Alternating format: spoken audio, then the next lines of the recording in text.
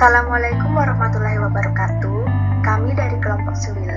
Di sini kami akan mempresentasikan mengenai geopolitik Indonesia.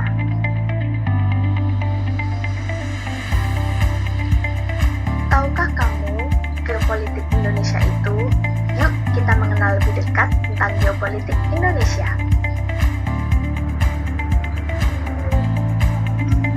Geopolitik berasal dari bahasa Yunani yaitu geo yang berarti bumi dan politik yang berarti politik. Secara luas, geopolitik merujuk pada hubungan antara politik dan teritori dalam skala lokal atau internasional. Geopolitik mencakup praktik analisis, prasyarat, perkiraan, dan pemakaian kekuatan politik terhadap suatu wilayah. Secara spesifik, geopolitik merupakan metode analisis kebijakan luar negeri yang berupaya memahami, menjelaskan, dan memperkirakan perilaku politik internasional dalam variabel geografi. Geopolitik adalah ilmu atau studi mengenai penyelenggaraan negara yang tiap-tiap kebijakannya dikaitkan dengan masalah-masalah geografi wilayah atau daerah pada suatu bangsa. Sedangkan geopolitik Indonesia tidak lain juga merupakan wawasan Nusantara. Wawasan Nusantara tidak mengandung unsur-unsur ekspansionisme maupun kekerasan. Cara pandang bangsa Indonesia tentang diri dan lingkungannya berdasarkan ide nasionalnya yang dilandasi Pancasila dan Undang-Undang Dasar 1945 yang merupakan aspirasi bangsa Indonesia yang merdeka, berdaulat, dan bermartabat, serta menjiwai tata hidup dan tindak kebijaksanaannya dalam mencapai tujuan nasional. Wawasan Nusantara juga sering dinamai sebagai cara pandang, cara memahami, cara menghayati, cara bertindak, berpikir, dan bertingkah laku bagi bangsa Indonesia sebagai hasil interaksi proses psikologis, sosiokultural dengan aspek-aspek astagrata.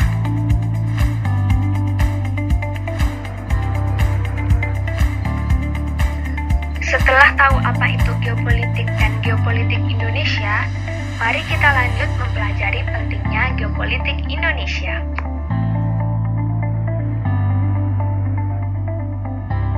Megawati mengatakan, geopolitik adalah ilmu yang harus diketahui anak bangsa agar paham dan menyadari di mana mereka berada sebagai manusia Indonesia. Sebab kalau kita tidak tahu di mana posisi kita, maka kita akan berpikir bahwa bangsa Indonesia bukan apa-apa. Badan kita menyebut orang Indonesia, tapi cara berpikir kita mengikuti orang luar, jelasnya. Pentingnya geopolitik Indonesia merupakan strategi negara untuk mempertahankan integrasi nasional. Sebagai perwujudannya di Indonesia dengan adanya konsep wawasan Nusantara yang didasarkan pada Pancasila dan Undang-Undang Dasar 1945. Meliputi cara pandangnya sebagai kesatuan politik, ekonomi, dan sosial budaya.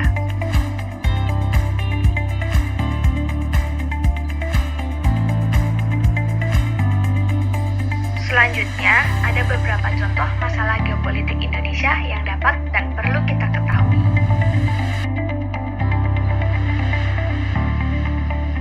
Yang pertama, ada permasalahan mengenai perairan Ambalat di Laut Sulawesi. Masalah antara Indonesia dan Malaysia seputar Blok Ambalat mengemuka ketika terbetik kabar bahwa pemerintah Malaysia melalui perusahaan minyak nasionalnya Petronas memberikan konsesi minyak atau production sharing contract kepada perusahaan minyak Shell atas cadangan minyak yang terletak di Laut Sulawesi, perairan sebelah timur Kalimantan. Pemerintah Indonesia mengajukan protes atas hal ini karena merasa bahwa wilayah itu berada dalam kedaulatan negara Indonesia. Klaim Malaysia terhadap cadangan minyak di wilayah itu sudah diprotes Indonesia sejak tahun 1980. Menyusul diterbitkannya peta wilayah Malaysia pada tahun 1979, peta tersebut mengklaim wilayah di Laut Sulawesi sebagai milik Malaysia dengan didasarkan pada kepemilikan negara itu atas Pulau Sipadan dan Ligitan.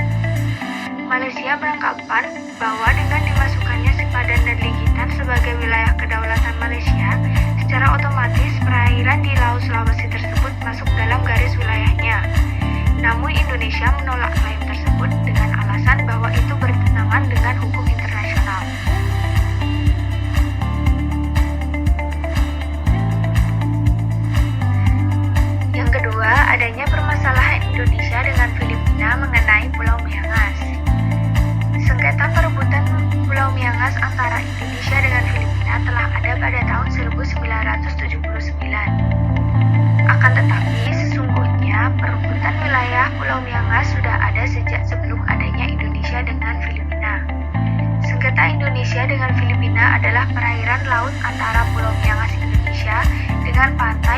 atau Filipina.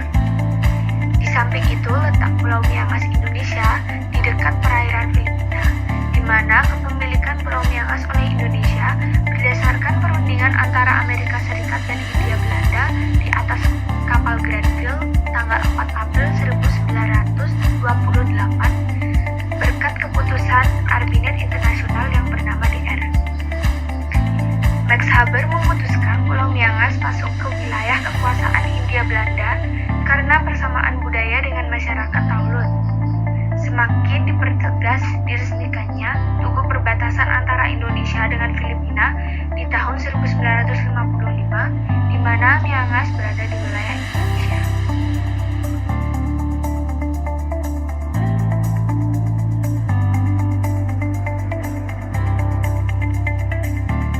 Ketiga, ada masalah perbatasan Indonesia dengan Timur Timur.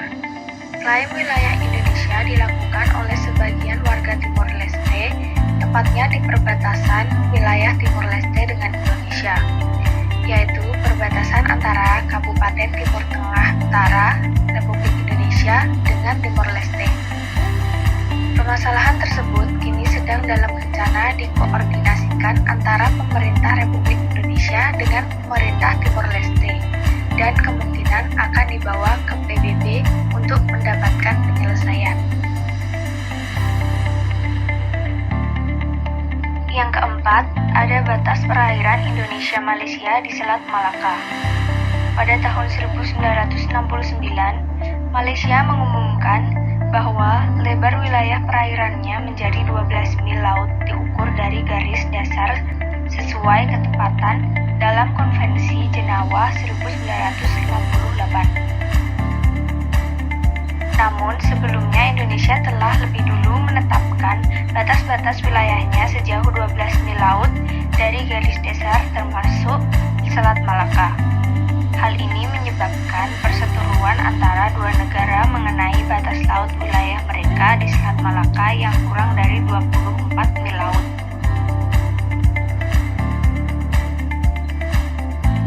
Kelima, ada permasalahan batas perairan Indonesia-Singapura di Pulau Karimun Besar dan Pulau Bintan. Di sebelah utara Pulau Karimun Besar dan Pulau Bintan merupakan wilayah perbatasan tiga negara yakni Indonesia, Singapura, dan Malaysia. Kedua wilayah ini belum mempunyai perjanjian batas laut. Permasalahan muncul setelah Singapura dengan gencar melakukan reklamasi pantai di wilayahnya, sehingga terjadi perubahan garis pantai ke arah laut, ke arah perairan Indonesia yang cukup besar. Bahkan dengan reklamasi, Singapura telah menggabungkan beberapa pulaunya menjadi daratan yang luas.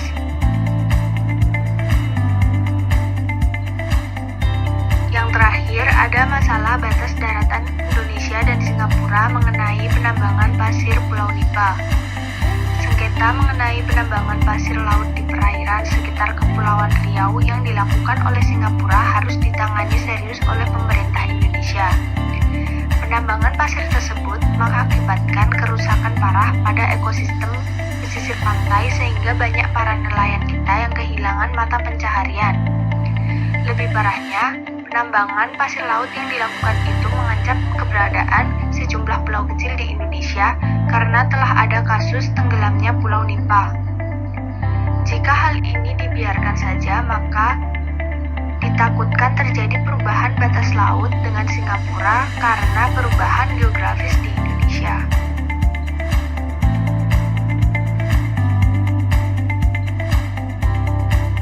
Nah, setelah tahu masalahnya, selanjutnya apa solusi dari masalah tersebut? Pada dasarnya, kita dapat menyimpulkan bahwa sebagian besar masalah di atas disebabkan oleh ketidakjelasan batas wilayah suatu negara dengan negara sekitarnya. Negara bagaikan suatu organisme yang tidak bisa hidup sendiri. Keberlangsungan hidupnya ikut dipengaruhi juga oleh negara-negara lain, terutama negara-negara tetangganya atau negara yang berada dalam satu kawasan dengannya. Untuk itulah diperlukan satu sistem kepolitikan yang mengatur hubungan antar negara-negara yang letaknya berdekatan di atas permukaan planet bumi ini. Sistem politik tersebut dinamakan geopolitik yang mutlak dimiliki dan diterapkan oleh setiap negara dalam melakukan interaksi dengan sesama negara di sekitarnya. Tak terkecuali Indonesia.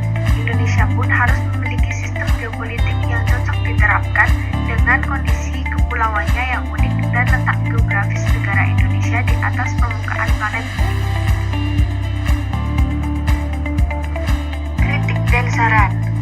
Kami berharap masalah geopolitik di Indonesia ke depannya dapat lebih terorganisir dan diatasi dengan baik oleh pemerintah Indonesia, agar bisa meminimalisir terjadinya konflik dengan negara-negara tetangga terutama dalam perebutan wilayah.